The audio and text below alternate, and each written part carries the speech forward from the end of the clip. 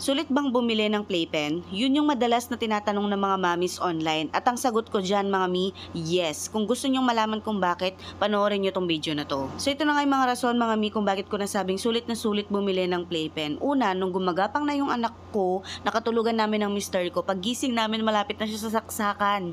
Yes, nakakatakot diba? Kung ayaw mong mangyari yon, ayan, bumili ka na ng playpen. Makakatulong talaga ang playpen mga mi, lalong-lalo na sa mga batang katulad ng anak ko na sobrang likot. Parang bantay na din siya. Parang bakod, ganun ba? Next reason mga mi, makakatulong ito para makatayo at makalakad agad yung mga anak ninyo.